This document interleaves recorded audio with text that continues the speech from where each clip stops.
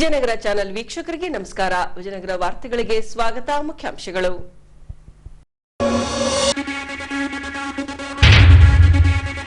ಮೇ 2ರಂದು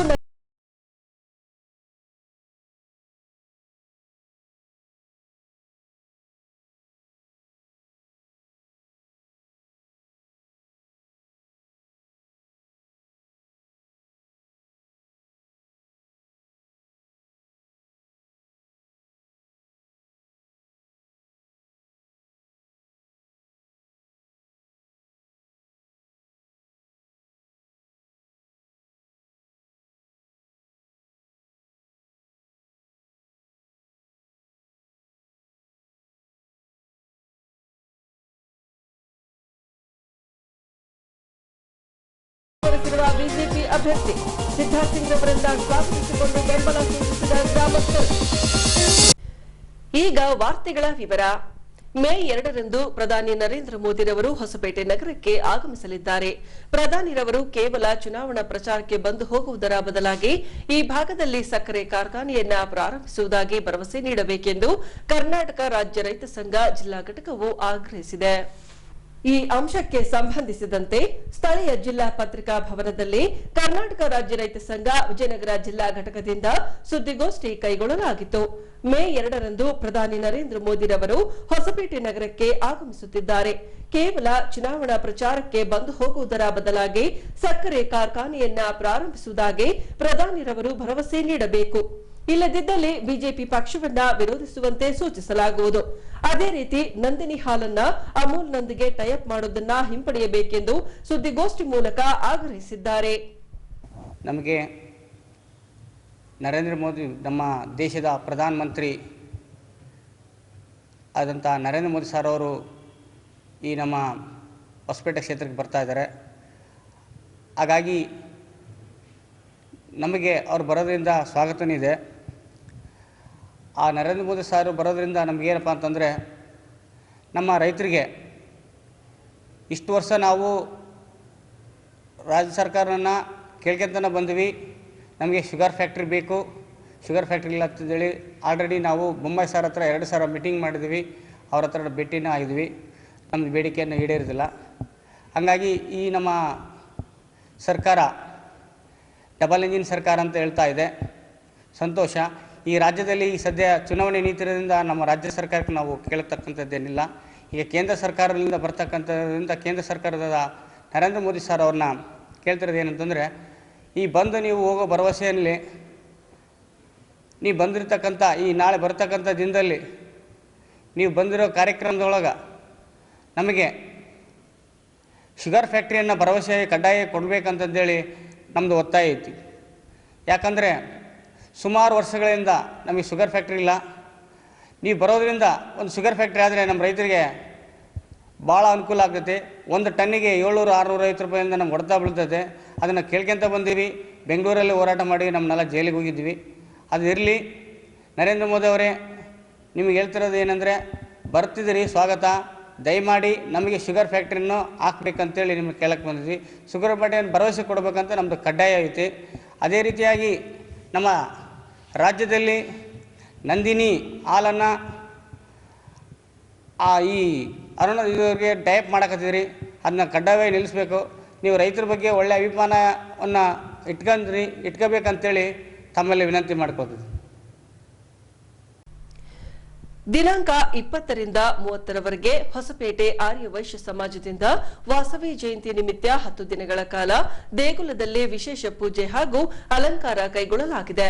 ಹೀಗೆ ದಿನಾಂಕ 28ರಂದು ಕನ್ನಿಕಾ ಪರಮೇಶ್ವರಿ ವಿಗ್ರಹಕ್ಕೆ ಧನಲಕ್ಷ್ಮಿ ಅಲಂಕಾರಗೊಳಿಸಿ ತಂಬಿಟ್ಟಿನ ಆರತಿ ಬೆಳಗಿಸಲಾಯಿತು. ಹೀಗೆ ಹಂಪಿ ರಸ್ತೆಯಲ್ಲಿ ಬರುವ ಕನ್ನಿಕಾ ಪರಮೇಶ್ವರಿ ದೇವಸ್ಥಾನದಲ್ಲಿ ಆರ್ಯ ವೈಶ್ಯ ಸಮಾಜದಿಂದ ಗರ್ಭಗುಡಿಯ ಮೂರ್ತಿಗೆ ಅರ್ಚಕರ ಸಹಯೋಗದೊಂದಿಗೆ ಧನಲಕ್ಷ್ಮಿ ಅಲಂಕಾರಗೊಳಿಸಿ ವಿಶೇಷ ಪೂಜೆ ಸಲ್ಲಿಸಲಾಗಿತ್ತು. ಇನ್ನು ಆರ್ಯ ವೈಶ್ಯ ಸಮಾಜದ ಮಹಿಳೆಯರಿಂದ ತಂಬಿಟ್ಟಿನ ಆರತಿ ಬೆಳಗಿಸಿ ಸಕಲ ಜೀವರಾಶಿಗಳ ಒಳಿತಿಗಾಗಿ ಪ್ರಾರ್ಥಿಸಲಾಯಿತು. ಇನ್ನು ದಿನಾಂಕ 30ರಂದು ವಾಸವಿ ಜೀವನ ಚರಿತ್ರೆಯ ನೃತ್ಯ ರೂಪಕ ನಡೆಯಲಿದೆ ಎಂದು ದೇಗುಲದ ಆಡಳಿತ ಮಂಡಳಿ ತಿಳಿಸಿದೆ.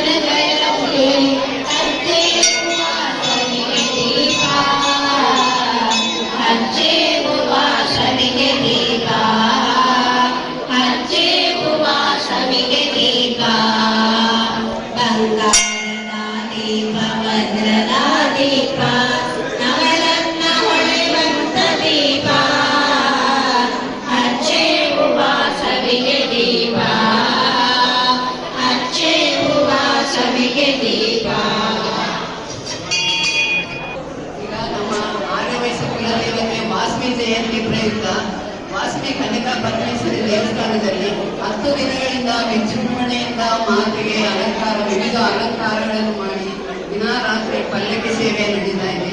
ಇದೇ ಪ್ರಯುಕ್ತ ಇವತ್ತು ಶುಕ್ರವಾರ ಆವೋಪ ಲೇಡೀಸ್ ಕ್ಲಬ್ ವತಿಯಿಂದ ಎಲ್ಲ ಮಹಿಳೆಯರು ತಮ್ಮಿಟ್ಟಿನ ಆರತಿ ಮಾಡಿ ಸಂಭ್ರಮಿಸಿದರು. ಮಾತೆ ಕೃಪೆಗಾಗಿ ನಾವು ಆರತಿ ಮಾಡಿದ್ದೇವೆ. ಜೈ ವಾಸ. ಹವಾಮಾನ ಇಲಾಖೆಯ ಮುನ್ಸೂಚನೆಯಂತೆ ದಿನಾಂಕ 28ರ ಸಂಜೆ ದಿಢೀರನೆ ಗುಡುಗು ಮಳೆ ಸಮೇತ ಬಿರುಗಾಳಿ ಬೀಸಿತ್ತು. ಬಿರುಗಾಳಿ ನಿಂತ ಬಳಿಕ ವಿದ್ಯುತ್ ಸಂಪರ್ಕವನ್ನ ಮರುಕಲ್ಪಿಸಲಾಗಿ ಹಲವರ ಮನೆಯಲ್ಲಿನ ವಿದ್ಯುತ್ ಪರಿಕರಗಳಿಗೆ ಹಾನಿಯಾಗಿರುವ ಘಟನೆ ಜರುಗಿದೆ.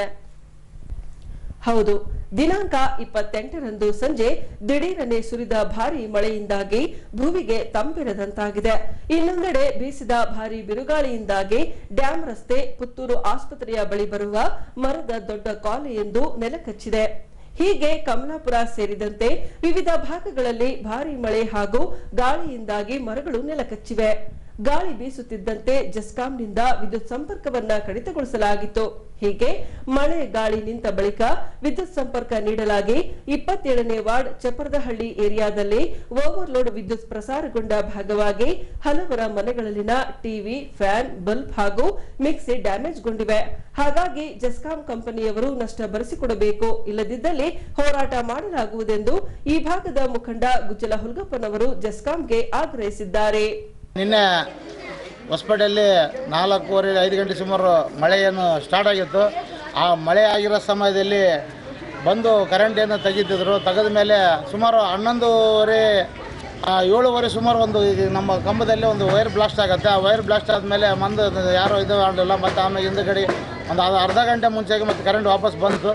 ಆ ಕರೆಂಟ್ ಬಂದ ಮೇಲೆ 11:15 ನಿಮಿಷದಲ್ಲಿ ನೈಟ್ ಕರೆಂಟ್ ತೆಗೆದ್ರು. ತೆಗೆದ ಮೇಲೆ 11:15 16 ನಿಮಿಷಕ್ಕೆ ಮತ್ತೆ ಕರೆಂಟ್ ಕೊಟ್ಟರು. ಕರೆಂಟ್ ಕೊಟ್ಟ ಮೇಲೆ ಏನು ಮಾಡಿದ್ರು, 12:20 ನಿಮಿಷಕ್ಕೆ ಮತ್ತೆ ಕರೆಂಟ್ ತೆಗೆದ್ರು. 12:20 ಕರೆಂಟ್ ತೆಗೆದ ಮೇಲೆ 12:10 ಅಂದ್ರೆ 30 ನಿಮಿಷಕ್ಕೆ ಕರೆಂಟ್ ಬಂತು. ಕರೆಂಟ್ ಬಂದ ಮೇಲೆ ಬಂದು 15 ನಿಮಿಷದಲ್ಲಿ ಈ ಥರ ಫ್ಯಾನ್ಗಳು, ಈ ಥರ ಏನು ಟಿವಿಗಳು, ಈ ಥರ ಏನು ನಮಗೆ ಬರ್ನ್ ಆಗಿದ್ದಾವೆ. ಬರ್ನ್ ಆಗೋ ಕಾರಣ ಏನಂದರೆ ಈ ಏನು ಸಂಬಂಧಪಟ್ಟಂಥ ಏನು ಅಧಿಕಾರಿಗಳು ಏನು KBಯಲ್ಲಿ ಇದ್ದಾರೆ, ಅವರು ಜೈ ಆಗಿರ್ಬೋದು, ಏನು ನಮ್ಮ ಸಂಬಂಧಪಟ್ಟಂಥ ಅಧಿಕಾರಿಗಳು ಇವರು ಏನಂತಿದ್ದಾರೆ ಅಂದರೆ, ನಾವು ಬೆಳಗ್ಗೆ ದೂರವಾಣಿ ಮುಖಾಂತರ ಫೋನ್ ಮಾಡಿದಾಗ ಎಲ್ಲರಿ ಅದಕ್ಕೆ ಇವನೇ ಒಂದು ಬಾಕ್ಸ್ ಹಾಕ್ಯಬೇಕ್ರಿ, ಅದನ್ನು ಹಾಕ್ಯಬೇಕಂತ ಎಲ್ಲರಿ ಸಮಯ ಅಧಿಕಾರಿಗಳು ತಮಗೆ ಬರೋಂಥ ಕೆಲಸಗಳು ಇವರು ಕರೆಂಟ್ ವೋಲ್ಟೇಜ್ ಕೊಟ್ಟಿದ್ದಾರೆ. ನಾವು ಮಲಗಿದ ಸಮಯದಲ್ಲಿ ಈಗ ಬೆಂಕಿ ಹಚ್ಚಿ ಉರಿದಿದ್ರೆ ನೀರಾಗಿ ಆರಿಸ್ಬೋದು. ಈ ಕರೆಂಟ್ನ ಬೆಂಕಿ ಹಚ್ಚಿ ಉರ್ಸೋಕ್ಕಾಗದ. ಇವತ್ತು ಸುಮಾರು ಏನಿಲ್ಲ ಅಂದರೆ ಒಂದು 150 ಜನ ಇಲ್ಲಿರೋಂಥ ಕುಟುಂಬಗಳು, ಆ ಕುಟುಂಬ ಇವತ್ತು ಬದುಕಿರೋದಂದ್ರೆ ನಿಜವಾಗಿ ಭಾಳ ಪುಣ್ಯ ಮಾಡಿರೋಂಥ ಇವತ್ತು ನಾವು ದೇವ್ರ ದಯೆಯಿಂದ ಭಾಳ ಪುಣ್ಯ ಮಾಡಿದ್ದೀವಿ. ಯಾಕಂದರೆ ಇಂಥ ಒಂದು ಅನಾಹುತ ಆಗೋವಂಥ ಕಾರಣ ಆಗಬಾರ್ದು. ಇವತ್ತು ನಮ್ಮ ಹೊಸಪೇಟೆಯಲ್ಲಿ ಯಾವುದೋ ಕಾರಣಕ್ಕೆ ಆಗಿದ್ದಿಲ್ಲ. ಈ ಥರ ಇಷ್ಟು ಟಿವಿಗಳು, ಇಷ್ಟು ಫ್ಯಾನ್ಗಳು ಇನ್ನೂ ಕೆಲವಲ್ಲಿ ಭಾಳ ಮನೆಗಳಿಗೆ ಹೋಗಿದ್ದಾವೆ. ಯಾಕಂದರೆ ಇವತ್ತೇನಿದು ನಮ್ಮ ಸಂಬಂಧಪಟ್ಟಂಥ ಏನು KB ಅಧಿಕಾರಿಗಳು ಇದ್ದಾರೆ, ಇವರು ತಕ್ಷಣ ಇಲ್ಲಿ ಬರಲೇಬೇಕು, ಬಂದು ಇವೆಲ್ಲ ನೋಡ್ಕೋಬೇಕು. ಯಾಕಂದರೆ ಈ ಥರ ಆಗೋದಂತ ವಾಸ ಆಗುತ್ತೆ. ಯಾಕಂದ್ರೆ ಮಲಗಿದ ಸಮಯದಲ್ಲಿ ಕರೆಂಟಿನ ಮುಂದೆ ಯಾರು ಬೆಂಕಿ ಮುಂದೆ ಸ್ವಲ್ಪ ಏನೋ ಚರ್ಚೆ ಆಡ್ಬೋದು, ಕರೆಂಟಿನ ಮುಂದೆ ಆಡೋಕ್ಕಂತ ಆಗಲ್ಲ. ಎಲ್ಲರೂ ಬರ್ನ್ ಆಗೋಂಥ ಸಮಯ ಇದು. ಅಂಥ ಟೈಮಲ್ಲಿ ರಾತ್ರಿ 1 ಗಂಟೆ 2 ಗಂಟೆ ಒಂದು ಕರೆಂಟ್ ತೆಗಿತಾರೆ. ಆಮೇಲೆ ಇನ್ನೂ ಒಂದು ಏನು ಮಾಡ್ತಾರೆ ಅಂದರೆ, ಸಂಬಂಧಪಟ್ಟಂಥ ನಮ್ಮ ಸಂಕಲಾಪುರಕ್ಕೆ ಬರುತ್ತೆ ಇದು ಏರಿಯಾ. ಈ ಸಂಕಲಾಪುರದಲ್ಲಿ ನೈಟ್ ಟೈಮ್ನಲ್ಲಿ ಏನು ಅಲ್ಲಿ ಕೆಲಸ ಮಾಡೋಕೆ ಕೊಟ್ಟಿರ್ತಾರೆ ಹುಡುಗರಿಗೆ, ಅವ್ರು ಏನು ಮಾಡ್ತಾರೆ ಅಂದರೆ, ರಾತ್ರಿ ಹೊತ್ತಿನಾಗ ಮಲಗಿದ ಸಮಯದಲ್ಲಿ 12 ಗಂಟೆ ಸುಮಾರು ಕರೆಂಟ್ ತೆಗೆಯೋದು, ಅವ್ರು ಗುಂಟು ಆಲ್ಟಿ ಹೊಡ್ಕೊಂತ ಈ ಕೆಲಸಗಳು ಭಾಳ ಮಾಡ್ತಾಯಿದ್ದಾರೆ. ನಾವು ಗುಲ್ಬರ್ಗಕ್ಕೆ ಸಾಕಷ್ಟು ಸಲ ಫೋನ್ ಮಾಡಿ ನಾವು ತಿಳಿಸಿದ್ದೀವಿ. ಇದನ್ನು ಮುಂದೆ ಈ ಥರ ಏನಾಗಿದ್ದಾವೆ, ಇವತ್ತೇನು ನಮ್ಮ ಹೊಸಪೇಟೆಯಲ್ಲಿರೋಂಥ 27ನೇ ವಾರ್ಡು ಚಪ್ಪರದಳ್ಳಿ ಹಾಗೂ ನಮ್ಮ ನಗರಸಭಾ ಸದಸ್ಯ ಆದಂಥ ಅವರು ತಾಯಿ ಆದಂಥ ಅವ್ರ ದೇವರಾಜರು, ಅವ್ರಿಗೆ ಸಮಿತಿ ನಾವು ದೂರವಾಣಿ ಮುಖಾಂತರ ನಾವು ಫೋನ್ ಮಾಡಿ ತಿಳಿಸಿದ್ದೀವಿ. ಅವರು ಸಮೇತ ಇನ್ನವರೆಗೆ ಯಾರು ಇಲ್ಲಿ ಬಂದಿಲ್ಲ. ಇದನ್ನು ಮುಂದೆ ಈ ಥರ ಅನಾಹುತ ಆಗಲಾರ್ದಂಗೆ ಈ ಏನು ಇದನ್ನು ಸಂಬಂಧಪಟ್ಟಂತೆ ಏನು ನಮಗೆ ಕೇವಿಗೆ ಬರುತ್ತಿದ್ದು ಅವರು ಏನು ಎಲ್ಲ ಹೋಗಿದ್ದಾವೆ ಎಲ್ಲ ಅವ್ರು ಚೆಕ್ ಮಾಡಿ ಇವತ್ತು ಎಲ್ಲರಿಗೆ ಪ್ರತಿಯೊಂದು ಮನೆಗಳಿಗೇನು ಟಿ ವಿಗಳು ಬಲ್ಬ್ಗಳು ಫ್ಯಾನ್ಗಳು ಸುಟ್ಟಿದ್ದಾವೆ. ಅವರ ತಕ್ಷಣ ಇದನ್ನು ನಮಗೆ ಕೊಡಿಸ್ಲೇಬೇಕು. ಕೊಡಿಸಿಲ್ಲ ಅಂದರೆ ನಾವು ಮುಂದಿನ ದಿನ ಮತ್ತೆ ಇದೇ ಥರ ಆಗತ್ತಂದ್ರೆ ಮುಂದೆ ಏನಾದರೂ ನಾವು ಉಗ್ರ ಹೋರಾಟ ಮಾಡ್ತೀವಿ ಅಂತೇಳಿ ನಾವು ಕೇವಿಗೆ ಮುತ್ತಿಗೆ ಹಾಕ್ತಂದು ಕೆಲಸ ಈ ಕಾರ್ಯಕ್ರಮ ಮಾಡಿದ್ವಿ ಚಪ್ಪರದಳ್ಳಿಯಲ್ಲಿ. ಕಾಂಗ್ರೆಸ್ ಪಕ್ಷದ ಅಭ್ಯರ್ಥಿ ಎಚ್ಆರ್ ಗವಿಯಪ್ಪನವರಿಂದ ಚುನಾವಣಾ ಪ್ರಚಾರ ಕಾರ್ಯವನ್ನ ಚುರುಕುಗೊಳಿಸಲಾಗಿದೆ. ಹೀಗೆ ಚಿತ್ವಾಡ್ಗಿಯ ವಿವಿಧ ಏರಿಯಾಗಳಲ್ಲಿ ಸಂಚರಿಸಿ ಮತಯಾಚಿಸಿದ ಎಚ್ಆರ್ ಗವಿಯಪ್ಪನವರು ಈ ಬಾರಿ ಮತದಾತ ಬದಲಾವಣೆ ಬಯಸಿದ್ದಾರೆ ಎಂದು ಮತಯಾಚಿಸಿದರು. ಹೀಗೆ ಕಾಂಗ್ರೆಸ್ ಮುಖಂಡ ಎಚ್ಎನ್ಎಫ್ ಇಮಾಮ್ ರವರೊಂದಿಗೆ ಚಿತ್ವಾಡ್ಗಿ ಪ್ರದೇಶಕ್ಕೆ ತೆರಳಿದ ಎಚ್ಆರ್ ಗವಿಯಪ್ಪನವರು ಚಿತ್ವಾಡ್ಗಿಯ ವಿವಿಧ ವಾರ್ಡ್ಗಳಲ್ಲಿ ಸಂಚರಿಸಿ ಮತಯಾಚಿಸಿದರು.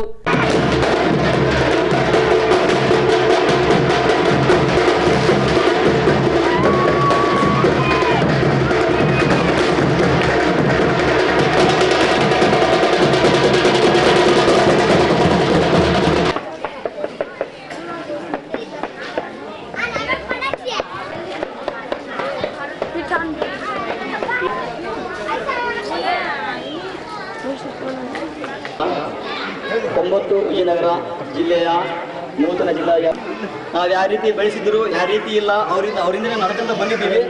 ಬರೀ ಒಂದು ಮಾತಿತ್ತು, ಕೆಲವು ಮುಖಂಡರು ಕೂಡ ನಮಗೆ ಕೂಡ ಭಾಳ ಸಪೋರ್ಟ್ ಆಗಿರ್ಬೋದು, ಲಿಂಗಪ್ಪ ಆಗಿರ್ಬೋದು.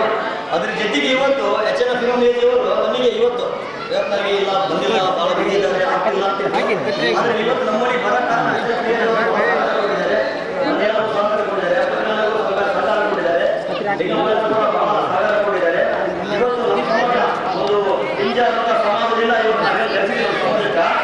ಸಮಾಜದಿಂದ ಆ ಸಮಸ್ಯೆಗಳನ್ನು ಇವತ್ತು ನಾವು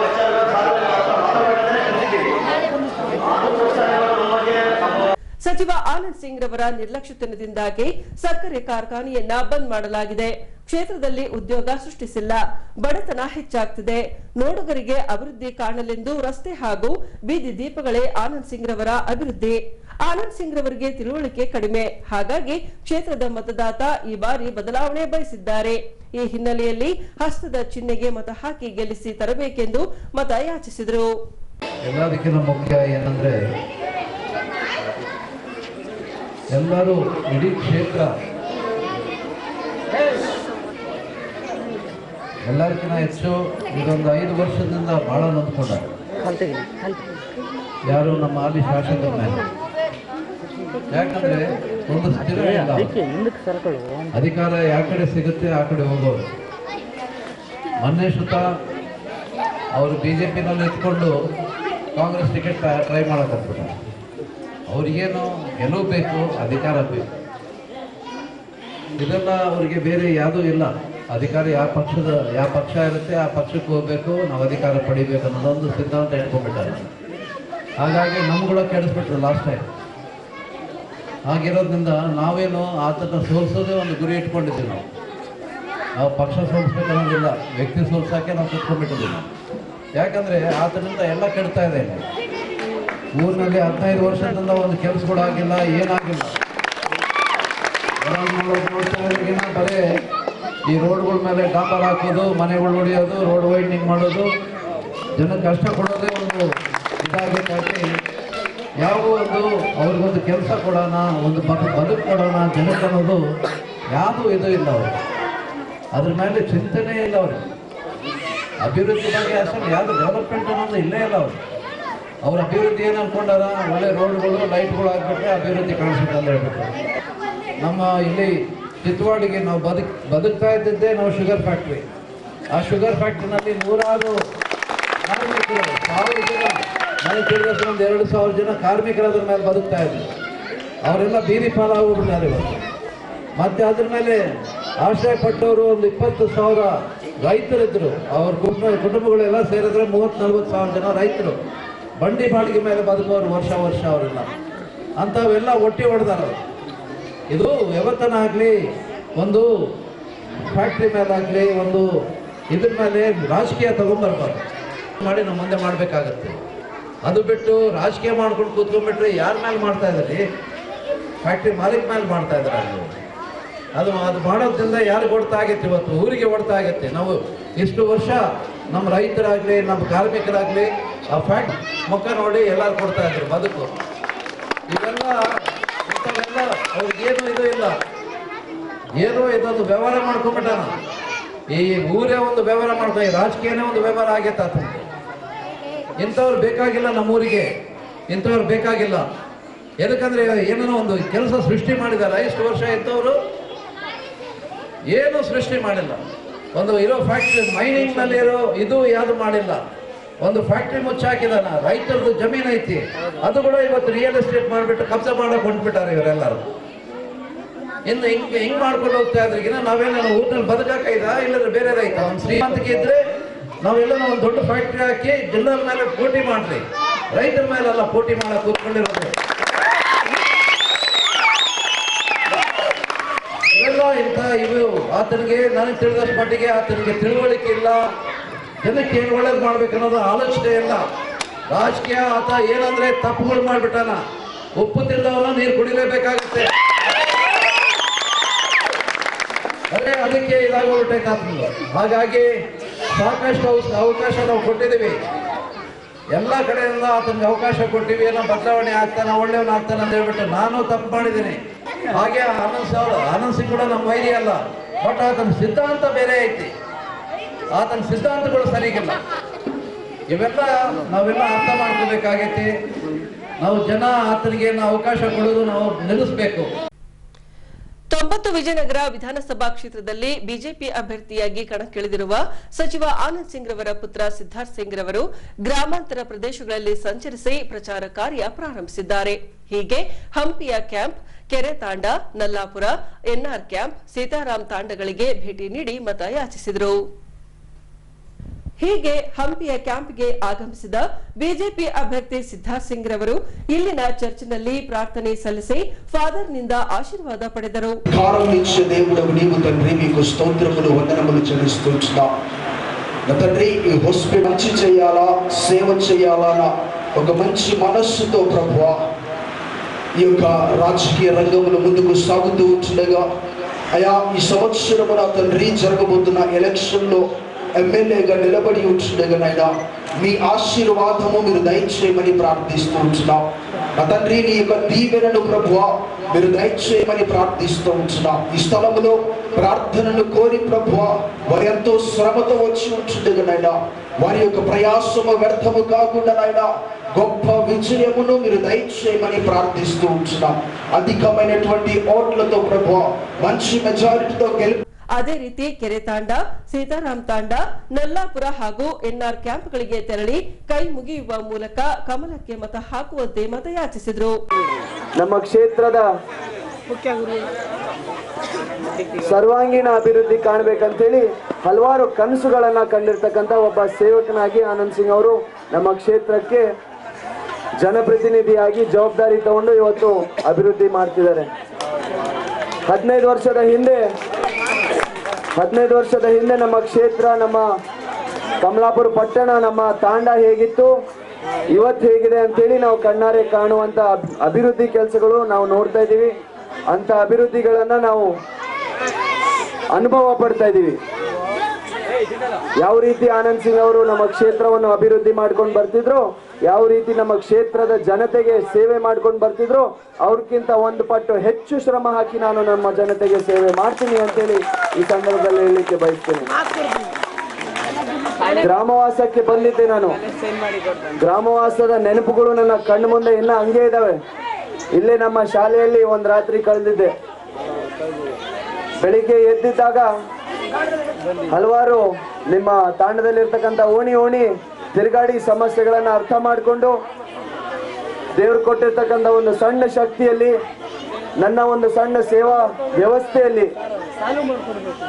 ಯಾವ ರೀತಿ ಸಮಸ್ಯೆಗಳಿಗೆ ಪರಿಹಾರ ಹುಡುಕೋದಿತ್ತೋ ಅದಕ್ಕೆ ಪರಿಹಾರ ಹುಡುಕಿ ಸ್ಥಳದಲ್ಲಿ ಸಹಾಯ ಮಾಡೋ ರೀತಿಯಲ್ಲಿ ನನ್ನ ಒಂದು ಜವಾಬ್ದಾರಿ ನಿಭಾಯಿಸಿದ್ದೆ.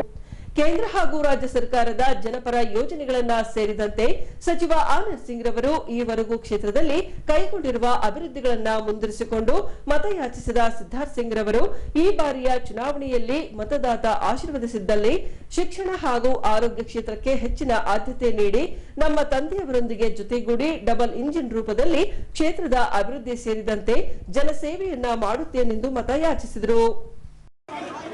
ಇವತ್ತು 15 ವರ್ಷದಿಂದ ತಾವೆಲ್ಲರೂ ಆನಂದ್ ಸಿಂಗ್ ಅವರಿಗೆ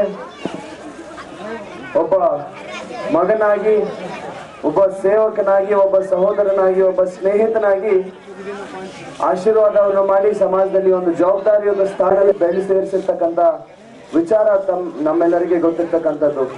ಒಬ್ಬ ಜನಪ್ರತಿನಿಧಿಯ ಜವಾಬ್ದಾರಿ ತಮ್ಮ ನಿರೀಕ್ಷೆ ತಕ್ಕಂಗೆ ಆನಂದ್ ಸಿಂಗ್ ಅವರು 15 ವರ್ಷದಿಂದ ನಮ್ಮ ಕ್ಷೇತ್ರದ ಅಭಿವೃದ್ಧಿಯನ್ನ ಮೊದಲನೇ ಆದ್ಯತೆ ಕೊಟ್ಟು ಪ್ರಾಮಾಣಿಕತನವನ್ನು ಹಾಗೂ ನಿಷ್ಠೆಯಿಂದ ಅವರ ಜವಾಬ್ದಾರಿಯನ್ನ ನಿಭಾಯಿಸಿಕೊಂತ ಬರ್ತಿದ್ದಾರೆ ಅಂತ ಹೇಳಿ ನನಗೆ ಸಂಪೂರ್ಣವಾದಂತಹ ವಿಶ್ವಾಸ, ನಂಬಿಕೆ ಇದೆ.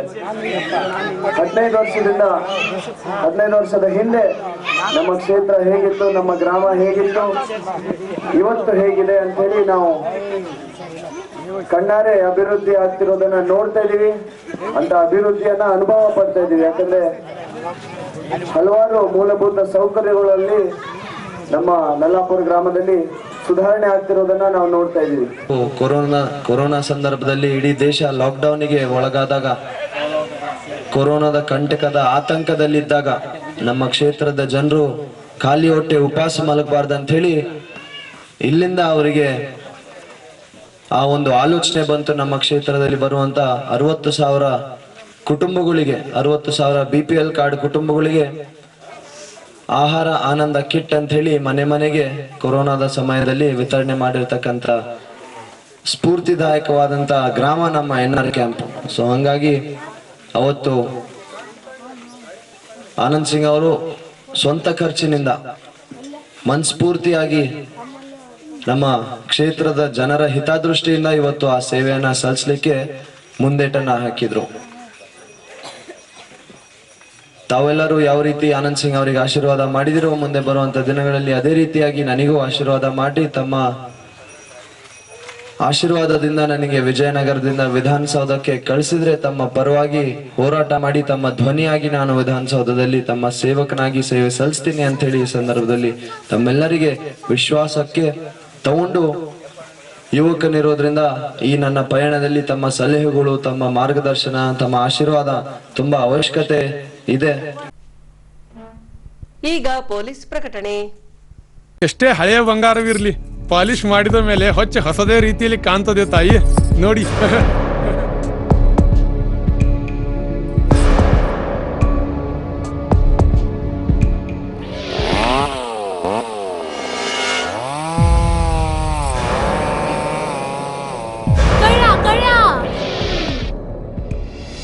ತಾಯಿ, ನಿಮ್ ಮೈ ಮೇಲೆ ಅದೋ ಹೊಲಸು ಬಿದ್ದಿದೆ.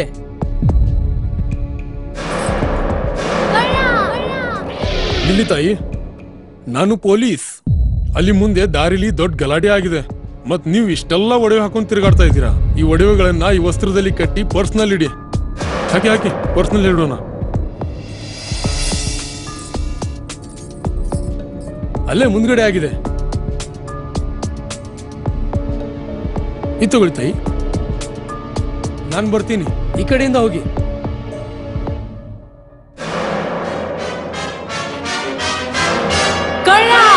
ಇಂತಹ ಮೋಸದ ಸಂಗತಿ ನಿಮಗೂ ನಡೆಯಬಹುದು. ತಮ್ಮ ಬೆಲೆ ಬಾಳುವ ಒಡವೆ ಆಭರಣ ವಸ್ತುಗಳನ್ನು ಎಚ್ಚರಿಕೆಯಿಂದ ಕಾಪಾಡಿ.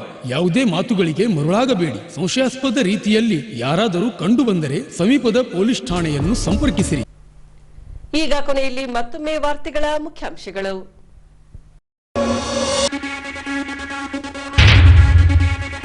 ಮೇ 2ರಂದು ನಗರ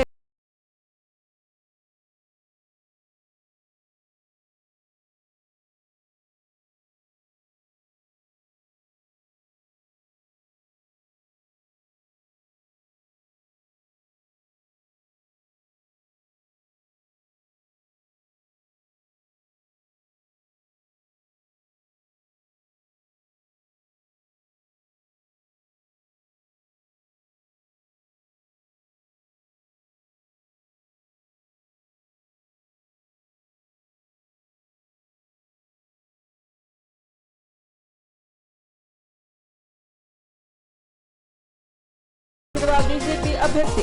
ಸಿದ್ಧಾರ್ಥ್ ಸಿಂಗ್ ಅವರಿಂದ ಸ್ವಾಗತಿಸಿಕೊಂಡು ಬೆಂಬಲ ಸೂಚಿಸಿದ ಗ್ರಾಮಸ್ಥರು. ಇಲ್ಲಿಗೆ ವಾರ್ತಾ ಪ್ರಸಾರ ಮುಕ್ತಾಯವಾಯಿತು. ವಂದನೆಗಳೊಂದಿಗೆ ನಯನ ಉಮೇಶ್.